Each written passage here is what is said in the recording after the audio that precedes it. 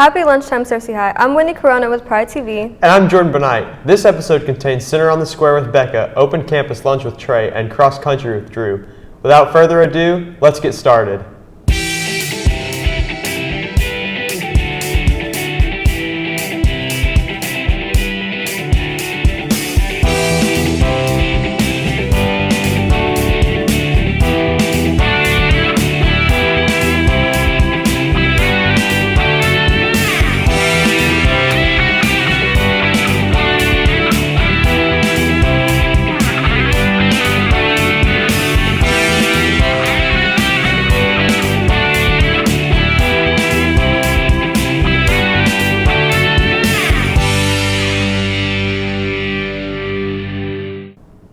If you're looking for some cheap entertainment, there are many places in Cersei you could go, but there's one place in specific, Center on the Square, a nonprofit community theater. That sounds epic. Becca interviewed two actors about their experiences with the theater. Center on the Square is a nonprofit community theater where kids and adults alike can go to learn some acting techniques and put on a show for the community. Kids Stage is a branch off of Center on the Square made just for kids. We talked to a few actors to see what Kids Stage is all about.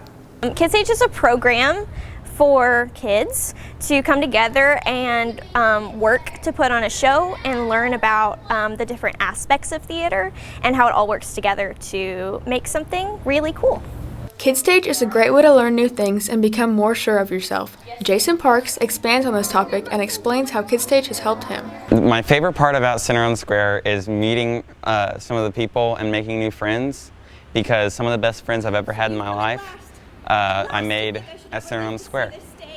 The potatoes are boiling and the kettle's singing, and Mr. Beaver caught us nice fish this morning. Right now we're working on The Lion, the Witch, and the Wardrobe, the story about four siblings who get lost in a magical world that they enter through a wardrobe.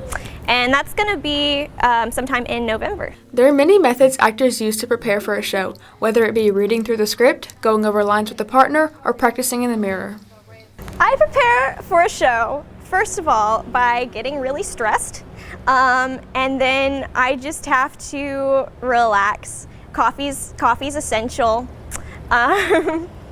and just gotta make sure you're on the lines and just go through it, get into your character, and yeah, once you're on stage, it just kind of all comes together and it's easy. It's helped me to break out of my box of being like shy.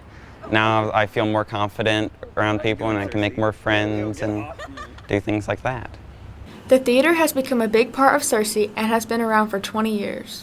Center on the Square improves the community by bringing everyone together, whether it be for being in the show or just coming to watch it one Friday night. As you can see, the theater has had a positive impact on our town. When you have some free time or need some entertainment, consider checking out one of their mini shows. To find out more, go to www.centeronthesquare.com. Back to the anchors. Thanks, Becca. It's awesome to see what goes on in our city square. You're right. Now let's sit at Trey's lunch table. Maybe not. He's talking about open campus lunch. Take it away, Trey. Open campus lunch periods seem like a great idea. Students learn time management and can use the time to take a breather from a busy day of school. And of course, college-bound kids have to learn eventually how to manage their lives while living in a dorm. So what's a better way to help them do that than allow a little freedom during their high school years, right? So I asked students their thoughts and opinions on open campus lunch. When a high school has an open campus lunch policy, it basically allows students to leave the school early during lunchtime as well as any other free periods they have. Yes, because some people don't have enough money to afford lunches, and if they go home, then you can just eat lunch at home. Because you can go to McDonald's and get stuff for like, I think a meal is probably $8, but here you can get a full meal for probably like $3 or $4. This used to be widespread in the past decades, although it has become less common in recent years, with more and more schools deciding to keep their students inside the premises until the school day ends. Being on time and making sure you're where you're supposed to be, because if you leave lunch at a certain time, then you have to be back at a certain time. Schools are responsible for ensuring the safety and well-being of their students, and having an open campus lunch would make it more difficult to regulate things. I mean, you can get in a wreck at any time of the day. Like, I don't think it really matters. You could be at risk anytime while you're driving anyways, so. I think so, because some students will leave and then probably just not want to come back. Yeah, because if you're away from something that stresses you out, then you're going to feel better about everything. While some people think that open campus lunch can cause liability issues, others think it could be a great way to spend time away from school for a breather. So I want to ask you, the viewers, what's your thoughts? Back to the news desk. I'm kind of starting to get hungry. Where are you going for lunch? Probably not anywhere off campus. That's a bruh moment. Speaking of, bruh, bruh, bruh, bruh, bruh, bruh.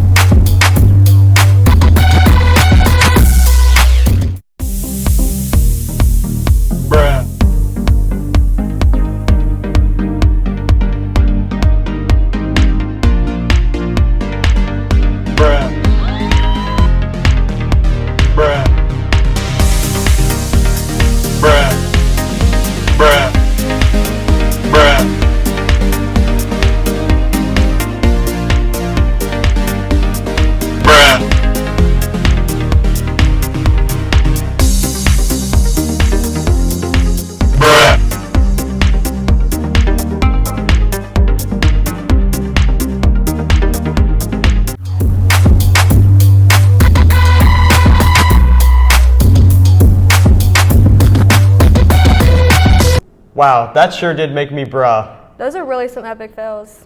Enough with the bruhs for now. Let's get into what's for lunch. For lunch tomorrow, we're having Crispitos with cheese dip or personal pepperoni pizza, seasoned pinto beans, green salad with dressing, and a banana. That sounds like another great lunch from our awesome lunch ladies. Make sure to show them some love. Before my stomach's growling, let's continue on with our last story. We might need to run off this hunger with a package over cross country with Drew. Excited for the new cross-country season, we decided to talk to 2 runners about what it takes to be a cross-country runner and what they love about it. With tiring practices beginning every 8th period, we asked Bo Vest about what he does every day in cross-country.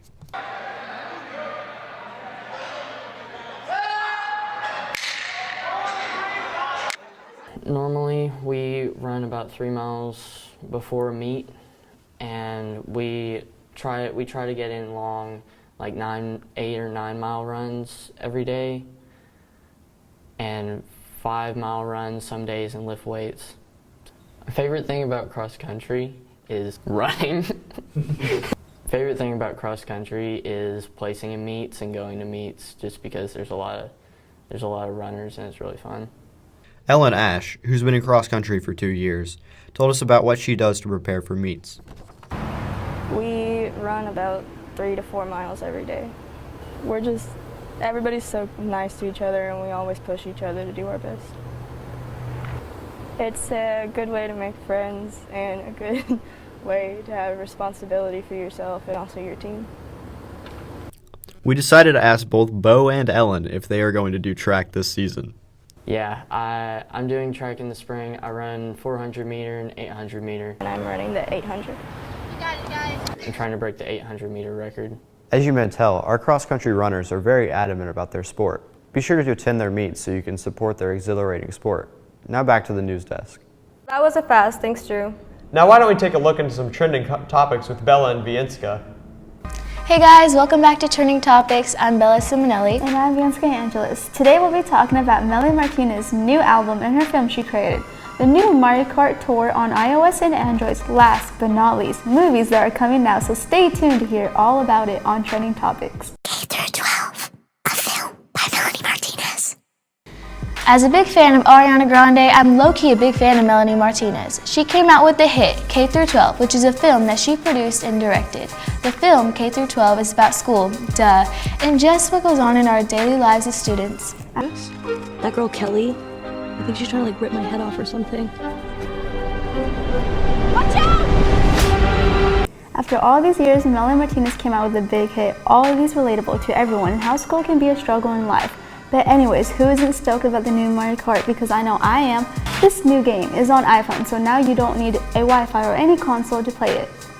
I'm obsessed with the game. It's so fun and easy. Well, most of it. You can just play it on the go wherever you are. My favorite character is Princess Peach.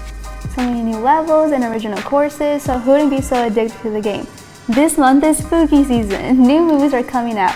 What movie can you not wait to watch? Well, since it's October and all this scary stuff is happening, the one movie I'm excited to see is Maleficent, which is coming out on the 18th of this month. The tension between Princess Aurora and Maleficent is rising. I wonder which one will win the battle. I think Princess Aurora. I picked Maleficent to win. What do you mean? Since everyone loves Disney, who's ready for some spooky filler? Countdown is a movie where people download an app to see how much time they have left to live. Countdown is coming up on Halloween. Sounds scary. I can't wait. Well, Cersei, that's all we have for you today on Trending Topics. If you want to hear a topic you're interested in, DM us on Twitter at LionTV. Be sure to tune into our next episodes. Until next time, Cersei. Bye. The tea is boiling, sis. Well, Cersei, that's all we have for you today. If you missed an episode, make sure to go to CerseiLionPress.com and click the Watch Us link. If you have topics for us to cover on #PrideTV, Twitter, Facebook, on Instagram. And last but not least, be sure to subscribe to our YouTube channel at Cersei Lion TV. Stay tuned for the next week's episode of Pride TV. I'm Whitney Corona. And I'm Jordan Benight. Have a great day, Cersei High.